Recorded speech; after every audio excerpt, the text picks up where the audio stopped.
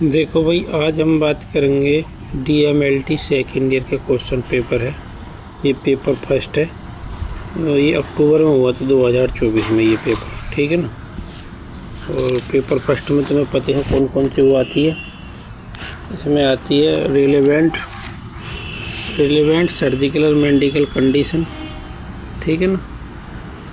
ये आती है और बायोकेमिस्ट्री और माइक्रोबायोलॉजी। ये 2024 में एग्ज़ाम हुआ।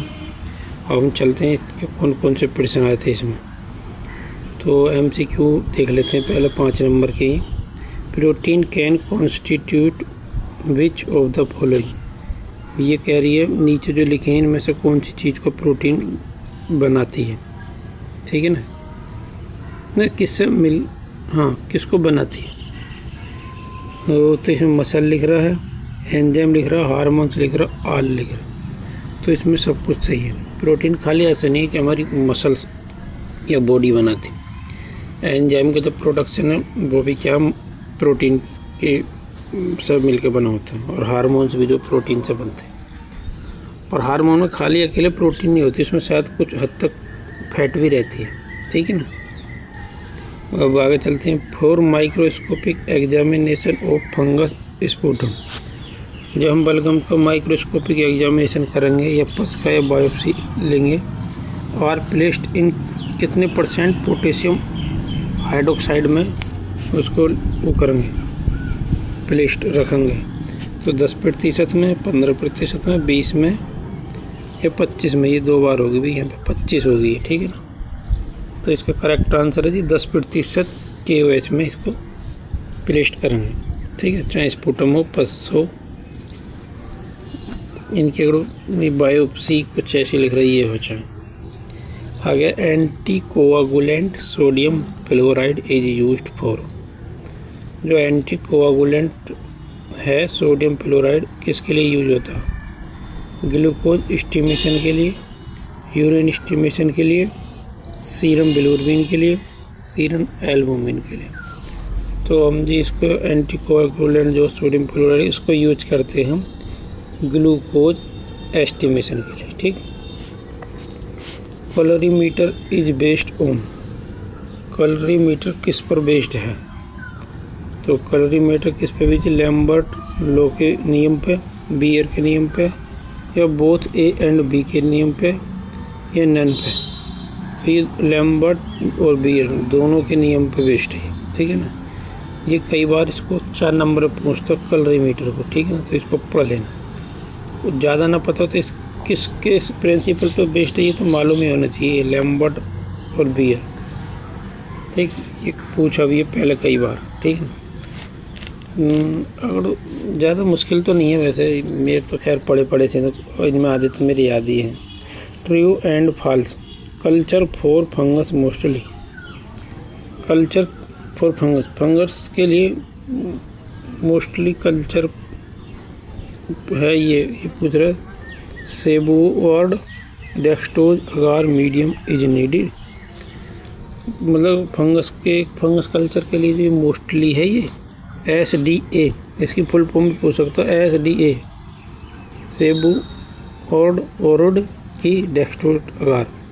तो ये सही बात है। जो SDA जो है वो फंगल कल्चर के लिए मोस्टली है ये, ठीक है ना। एमिनो एसिड इस सब यूनिट ऑफ प्रोटीन, बिल्कुल सही बात है। तो प्रोटीन बनी होती है वो एमिनो एसिड से मिलकर बनी होती है, ठीक है ना। Capillary blood can be taken from finger.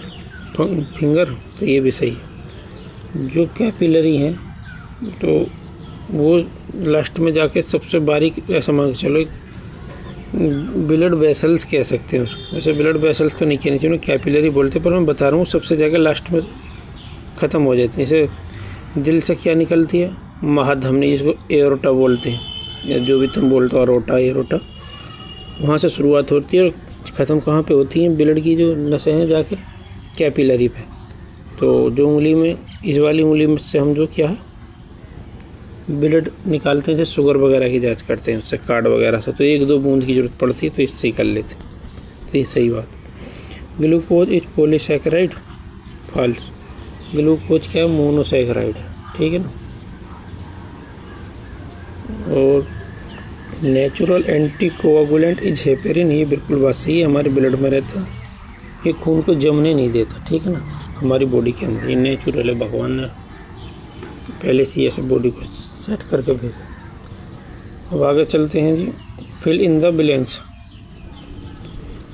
Khalistan में देख लेते हैं। Small chemical group on the antigen molecule that can react with antibody called AP2.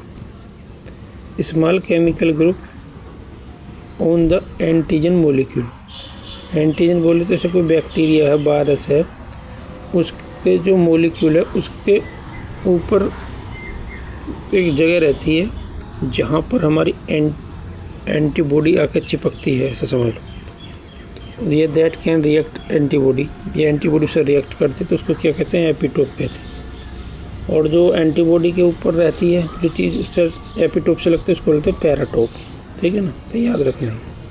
जैसे कि तुम्हें बताऊँ, जैसे कोरोना की बोल सी दिखाते थे वो न्यूज़ वाले, उस बोल के ऊपर ऐसे रहते थे, जैसे ये फिंगर जैसी कुछ 4-5 रहती, तो फिंगर के ऊपर भी ऐसे रहती थी फनल जैसी, समझ रहे होगे तुम्हें क्या करूँ।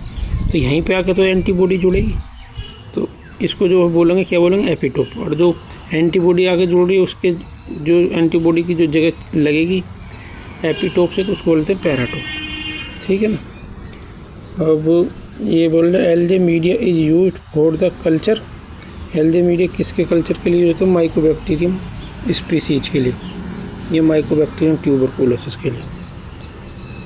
The genome of virus is surrounded a cell or coat made of protein called capsid. Capsid बोलते हैं इसको, ये तो मैं बहुत पहले से ही पढ़ता है। Acid fast bacteria contain acid cell in the cell wall, तो माइकोलिक एसिड जैसे कि टीबी के बैक्टीरिया में होती है, ठीक है ना, क्योंकि वो एसिड फास्ट बैक्टीरिया में आती है। Widal test use for typhoid के लिए होता है, सब जानते हैं टाइफाइड की जाँच कराओ, बिडाल कराओ, ये तो बच्चा अनपढ़ भी जाने आजकल।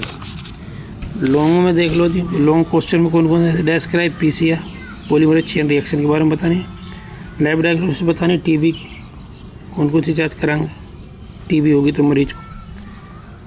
पर खाली अगर तुम ये लॉन्ग क्वेश्चन और तुम खाली टीबी की जांच लिख दोगे तो इससे काम नहीं चलेगा। टीबी के बारे में और भी कुछ लिख देना, क्लिनिकल सिग्निफिकेशन सब, डायग्नोसिस वगैरह सब बता देना, मैनेजमेंट। डिस्क्राइब क्लासिफिकेशन कार्बोहाइड्रेट के बारे में बताना, मोनोसैकेराइड, पॉलीसैकेराइड, डाइसैकेराइड, ये सब बताना कितने भागों में बढ़े। Describe the positive agent DM मतलब डायबिटीज मेलाइटिस के क्लिनिकल फीचर बताने और कोज बताने क्यों होती है। Bacteriological examination water and air, पानी का और एयर का वायु का जो है बैक्टीरियोलॉजिकल एग्जामिनेशन बताना। एंटीजन एंटीबॉडी रिएक्शन बताने, बहुत इंपॉर्टेंट है ये वाली, कई क्वेश्चन बाहर आई। शॉर्ट क्वेश्चन में है प्रिंसिपल ऑफ इलेक्ट्रोफोरेसिस, ये पढ़ लेना। Liver function test, Molisch test, protein की स्ट्रक्चर बतानी, एड्स और लैब डायग्नोसिस मेनिंजाइटिस। देखो ये बहुत आसान है, ये बहुत आसान है। और ये तो मतलब बीमारी है, इसको तो तुम पढ़ ही लोगे। प्रोटीन की स्ट्रक्चर भी बतानी चाहो बता लेना, पर ये पढ़नी पड़ेगी, ऐसे तो तुम बता नहीं पाओगे, इसके बारे में तो बता भी।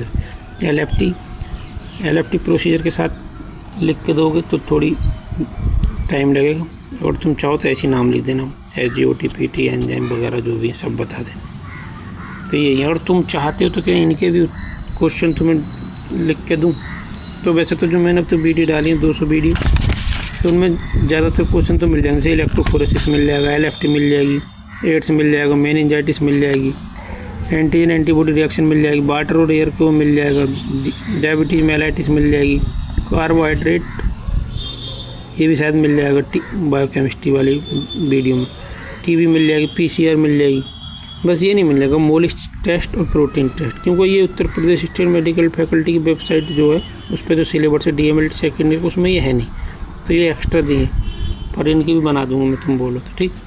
अब वीडियो हम बंद करते हैं भाई, तुम मेरे चैनल को सब्सक्राइब करोगे तो और कई सारे पेपर डालूंगा मैं, ठीक है ना। अब वीडियो बंद करते हैं।